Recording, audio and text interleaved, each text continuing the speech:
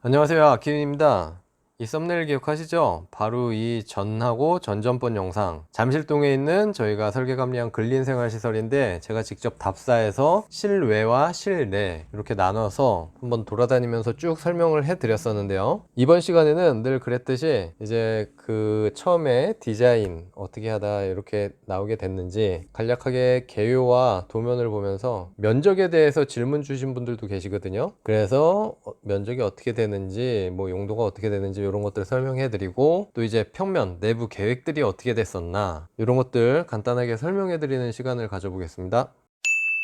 네, 먼저 디자인입니다. 이게 벌써 최초에 이렇게 디자인을 한 지가 3년이 다 돼가요. 이미 설계도 되고 공사도 다 끝나서 이제 준공이 난 건물이다 보니까 저도 이 자료를 찾으면서 아, 이런 게 있었지 하면서 기억을 더듬어 보게 되더라고요. 그래서 여러 가지 스케치들 중에 몇 가지를 골라서 이렇게 렌더링화 시킨 거예요. 그래서 간단하게 쭉 보면서 넘어가면 이런 형태가 있었고요, 또 이런 형태가 있었고, 네, 이런 패턴적인 느낌, 그리고 이렇게 분할해서 적층 형태와 결합해서, 그리고 저희가 자주 하는 면과 이런 선들을 조합해서, 그리고 또 이런 게 있었고, 그리고 또 이렇게 박스를 쌓은 것처럼 이런 디자인들을 골랐었어요. 그리고 이것들 중에 또 한 두 가지 정도를 골라가지고 이제 CG 3D 작업을 했죠. 이제 그 중에 한 가지가 이제 요거예요. 그래서 쭉쭉 이제 적층을 한 디자인 개념이죠. 그래서 한 층 또는 두 층 단위로 나눠 가지고 이런 창호 색깔이나 또 이런 창호 패턴들을 바꿔 가지고 좀 변화했으면서도 뭐 리듬감 있게 그래서 디자인을 했던 거고, 그리고 요거는 같은 아닌데 거기에서 이제 조금 변형을 시킨 거죠. 그래서 이 일부 요 모퉁이 부분에 메인 뷰에서 볼 때 요 모퉁이 부분을 살짝 깎아서 집어넣고 거기에다 이렇게 조경을 조금 배치를 한 거예요. 그래서 약간의 친환경적인 느낌이 들도록. 그리고 요거는 저희가 아까 그 면과 선을 활용했던 그 디자인을 CG화 시킨 거고, 그래서 쭉 이런 선들이 이어지면서 건물을 쭉 타고 돌면서 일체감이 좀 느껴지게, 그러면서도 워낙 넓은 면이니까 면을 살짝 분절해서 이렇게 패턴들을 좀 줘서 좀 더 재미있게 이렇게 표현을 해본 거고요. 요거는 이제 그거를 살짝 또 변형한 거예요. 이제 면들을 조금 없애고 이제 선들로 계획을 하면서, 그러면 너무 재미가 없고 임팩트가 없으니까 요 가운데 부분에 이렇게 수평, 수직 요런 패턴을 줘가지고 좀 더 임팩트 있게 그렇게 디자인을 했었어요. 그리고 그 다음이 바로 이제 지금 현재의 디자인이죠. 물론 조금 변형은 됐긴 했지만 이렇게 면을 크게 수직으로 세 등분을 하고, 그래서 양옆에 패턴 그리고 가운데 패턴을 쭉 나눠서 요 가운데 패턴은 하부까지 쭉 이어지게, 그래서 이렇게 세로로 분절을 하니까 이 건물이 좀 더 위로 길쭉해 보이고 날씬해 보이는 효과가 있죠. 우리도 이제 옷을 스트라이프 패턴을 세로 방향으로 입으면 좀 길어 보이는 그런 효과가 있잖아요. 건물도 뭐 마찬가지입니다. 그래서 그런 효과를 조금 노린 디자인이고요. 요게 조금씩 변형돼서 이제 현재 디자인으로 된 거죠. 자, 그 다음엔 설계 개요를 한번 보겠습니다. 일단 지역지구는 도시지역이면서 일반 상업지역이에요. 그리고 지구 단위 계획구역. 일반 상업지역이니까 일반 상업지역은 딱 봐도 건물이 좀 높이 올라갈 수 있겠다, 그런 생각이 드시죠? 맞습니다. 그래서 지구 단위 계획구역으로 건폐율하고 용적률을 이제 제한해 뒀는데, 그래서 먼저 건폐율은 60% 이하이고 용적률은 기준은 600%, 그리고 허용은 800% 이하로 되어 있습니다. 그래서 여러 가지 인센티브 항목들을 적용을 하면 800까지 해주겠다 이거요. 그러면은 건폐율이 60이었으니까 딱 봐도 10배 이상 되죠. 그러면 바로 10층 이상이 나오는 거예요. 60%로 쭉 올린다 그랬을 때 600 나누기 60은 10이니까, 그리고 800으로 했을 땐 800 나누기 60 하면 10층이 훨씬 더 넘어가는 그런 층수가 나오는 겁니다. 그래서 일반 상업지역은 그런 장점이 있는 거죠. 그러니까 또 일반 상업지역은 땅값이 비쌀 수밖에 없는 거예요. 대지 면적은 547제곱미터 정도 되니까, 그럼 제가 맨날 말씀드리죠. 3 곱하고 10 나눠라. 그럼 어떻게 될까요? 3, 5, 15, 3, 4, 12, 162에다가 3, 7에 21, 164에다가 3, 4, 12, 대충 한 165평 정도 나오는 거죠. 도로는 10m, 6m, 6m 이렇게 디귿자로 3면이 도로예요. 용도는 이제 1, 2종 근생하고 업무시설하고 섞여 있죠. 규모는 지하 2층에 지상 14층, RC조고요. 높이는 대략 한 50m 정도 돼요. 지구 단위 계획 구역이라 보니까 50m 이하 이하로 제한되어 있습니다. 그래서 건축 면적 이렇게 되고 건폐율이 60%에 거의 딱 맞게 되어 있고 연면적 5,000제곱미터 정도 되고 용적률이 800 좀 안 되게 거의 딱 맞췄죠, 이것도. 그래서 여기 보시면 인센티브 적용 항목들이 있어요. 이 기준에서 이 인센티브를 좀 지키면 그 항목마다 퍼센테이지를 줘가지고 이렇게 800까지 올릴 수 있다. 그래서 건축 한계선 지키고 뭐 중수도 시설 넣고 빗물 관리 시설 넣고 에너지 효율 등급 인증 받고 뭐 이렇게 하다 보니까 이렇게 충분히 800에 맞춰서 할 수가 있었던 거죠. 이제 여기 주차 보면은 제가 부설 주차장 설치 제한 지역이라 그랬죠. 그래서 주차 계획 대수의 50% 이하로 하게 돼 있다.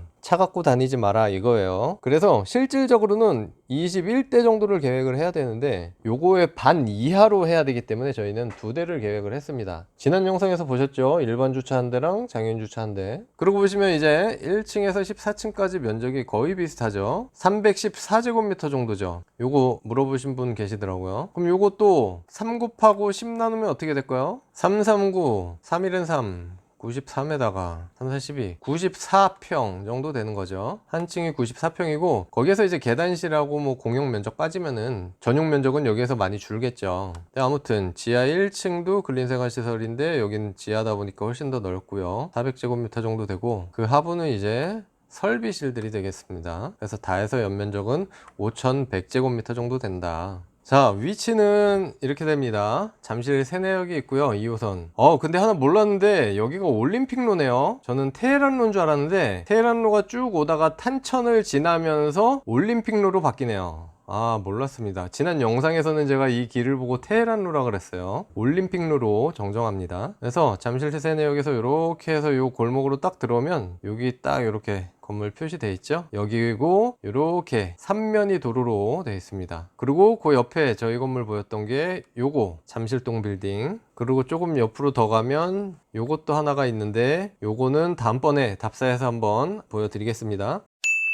자, 그 다음 평면도인데요. 평면도는 저희가 설계를 하면서 쓰는 이 CAD라는 프로그램을 통해서 한번 보여드리겠습니다. 원래는 이 도면이 표현이 굉장히 복잡한데요. 제가 지저분한 것들을 다 빼고 최대한 간소화 시켰습니다. 그래서 보시면 1층 평면도고요. 이렇게 디귿자로 도로가 되어 있죠. 이 옆은 인접대지예요. 그래서 10m, 6m, 6m 도로고 이 위쪽으로가 이제 정북인 거죠. 그리고 여기 이렇게 빨간 점선으로 된 거 있죠. 이렇게 점선으로 표시된 게 이제 제가 그때 영상에서도 말씀드렸는데 건축 한계선, 지구 단위계획 구역이다 보니까 도로 경계선 쪽으로 건물을 딱 못 붙이게 건축 한계선을 지정을 해 놓은 거죠. 도로 경계선에서 2m 다 띄어라. 그래서 이렇게 2m, 여기도 2m, 여기도 2m 쭉 떨어뜨려 놓은 거예요. 그리고 주차는 이렇게 장애인 주차 한 대하고 이렇게 건물 안쪽으로 파여서 일반 주차가 한 대 있었죠. 그리고 그 옆으로 이제 지하 내려가는 계단이 있었고 주출입구가 여기였습니다. 제가 이쪽으로 쭉 들어가면서 설명을 해드렸던 거고 그때 이 근린생활시설이 이제 문이 닫혀 있었죠. 그래서 요쯤에서 제가 설명을 해드렸어요, 보면서. 그래서 쭉 들어가면 이제 반대편 부출입구가 앞에는 있고 그리고 좌측으로 들어가서 이렇게 엘리베이터가 있었고 맞은편에는 화장실이 있었죠. 그리고 또 들어가서 부출입구 쪽으로 계단실로 들어가는 문이 있었고 그래서 공용 공간이 여기는 이만큼 이렇게 큰 거예요. 이 복도까지 하면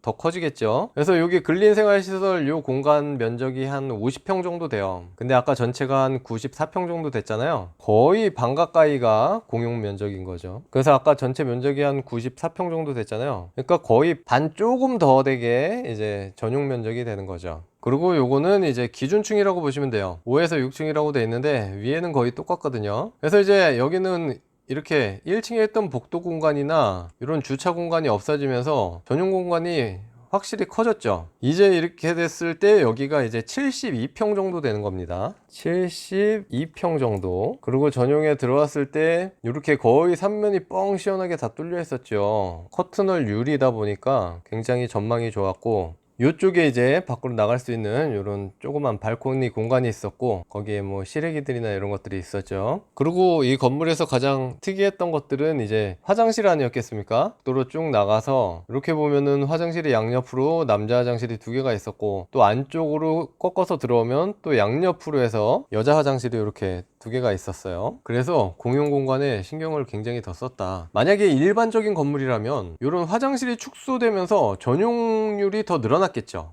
전용 공간의 면적이 더 커졌을 겁니다. 그런데 이제 지난 영상에서도 말씀드렸지만 이제 건축주분께서 이런 화장실이라든지 이런 여러 가지 공용 공간에 대한 그 쾌적성을 굉장히 중시하시는 분이어가지고 이런 부분에 많이 할애를 했다. 사용자 면에선 분명히 좋을 겁니다. 그리고 이제 이 계단실에 보면 이쪽을 이렇게 커튼을 유리로 처리하면서 굉장히 이제 전망이 좋았죠. 그리고 이런 엘리베이터 홀 공간에도 이런 의자들을 잘 배치해가지고 좀 쉴 수 있게 해놓은 것도 있었고, 이런 화장실에서도 이런 의자들이나 탁자들 이런 것들 배치해 놨었죠. 이런 것들은 이제 점자 블록이니까 다 빼버리고, 그래서 어떻게 보면 굉장히 심플하죠.